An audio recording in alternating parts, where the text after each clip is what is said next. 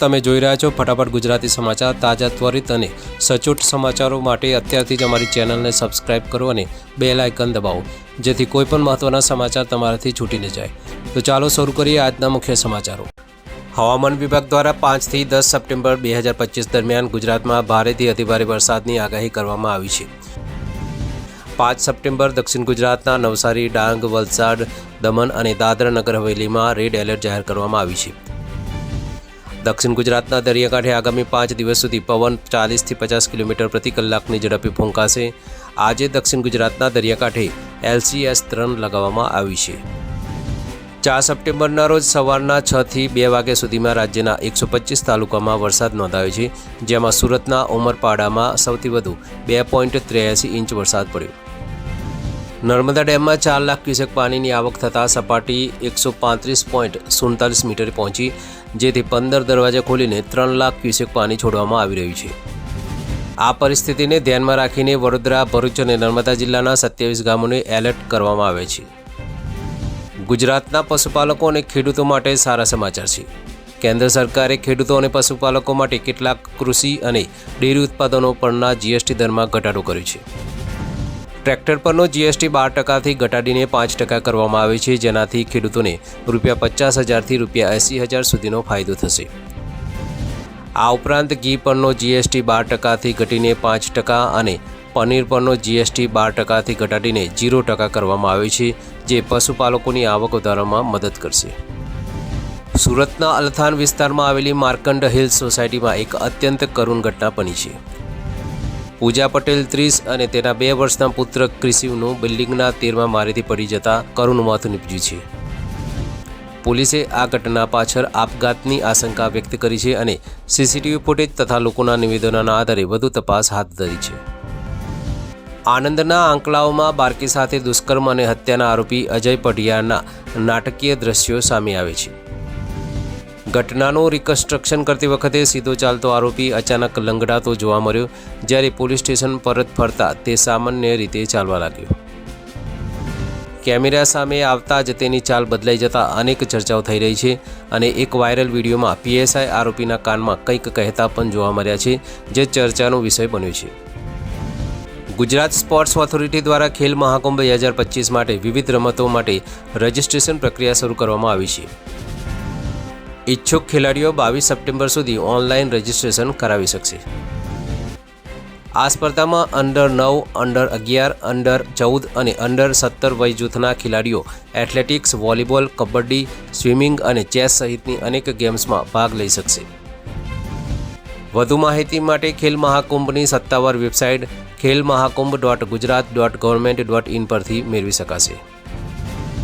સાબરકાંઠાના હિંમતનગરમાં કારમાં black film ઉતરાવવા મુદ્દે પોલીસકર્મીઓ સાથે ઝપાઝપી અને મારામારી કરનાર એક આર્મી જવાનની ધરપકડ કરવામાં આવી છે।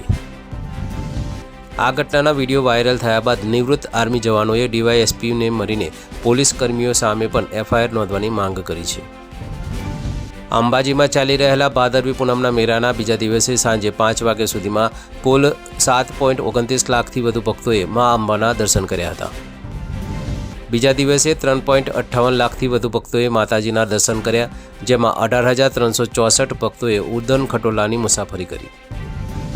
અત્યાર સુધીમાં 6.13 લાખથી વધુ પ્રસાદના પેકેટ અને 8,463 ચીકીના પેકેટનું વિતરણ કરવામાં આવ્યું છે।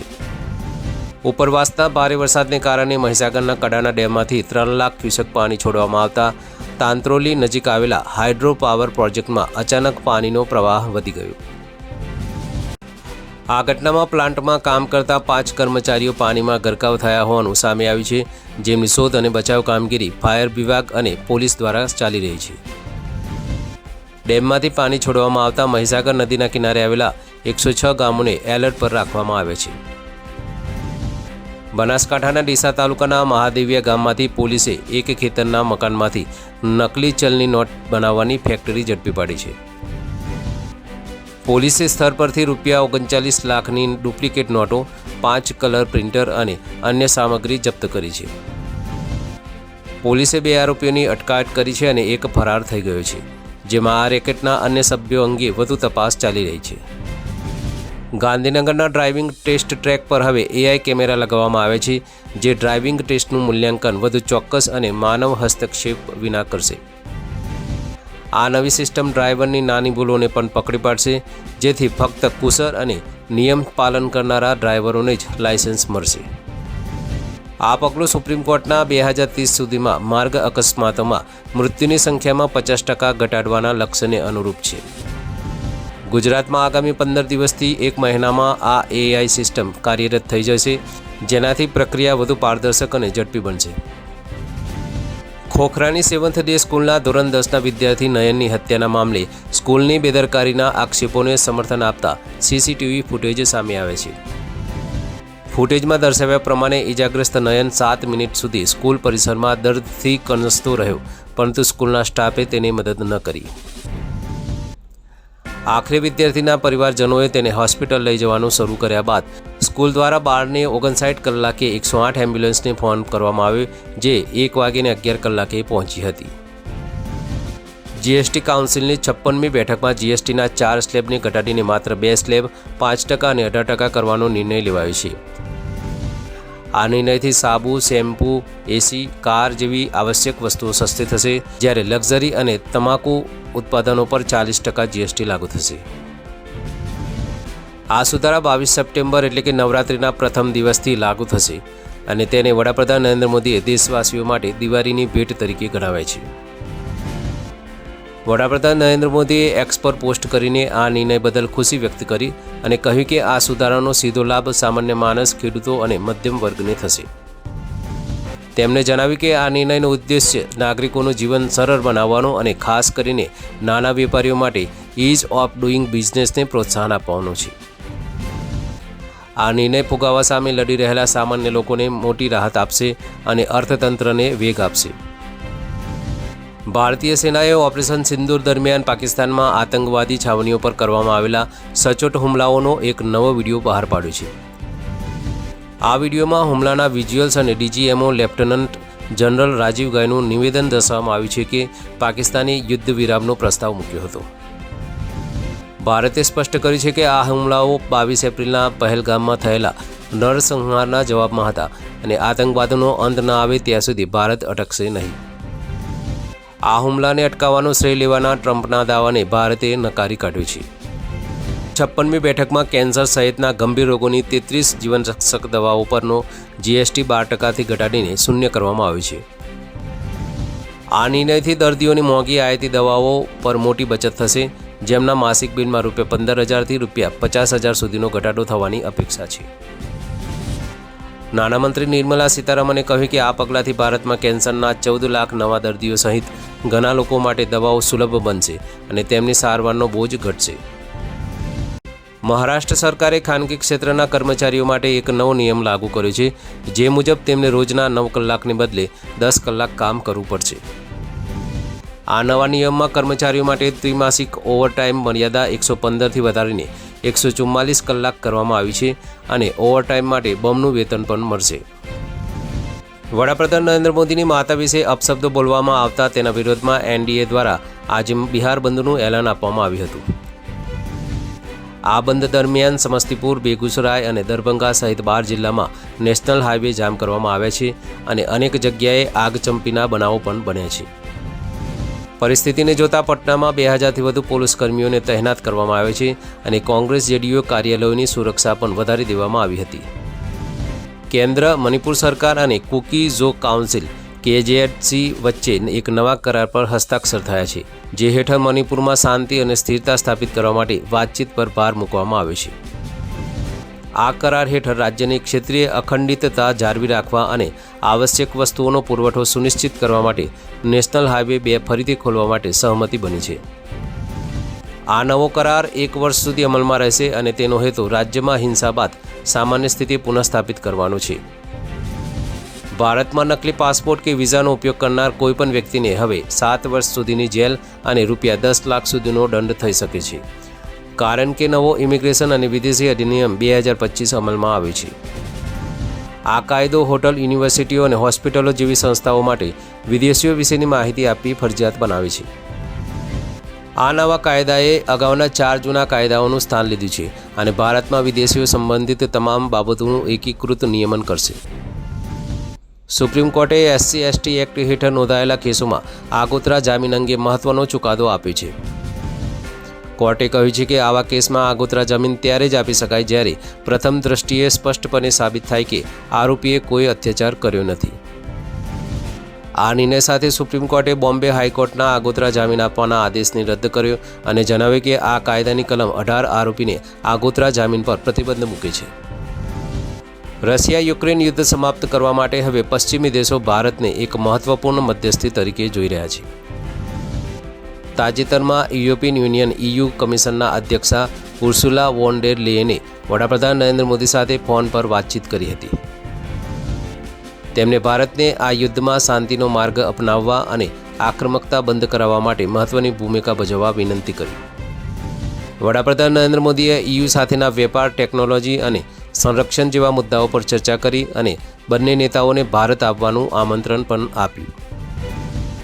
પંજાબમાં પૂરની સ્થિતિ ગંભીર છે, જ્યાં 23 જિલ્લાના 1655 ગામોમાં 3.55 લાખથી વધુ લોકો પ્રભાવિત થયા છે અને 37 લોકોના મૃત્યુ થયા છે.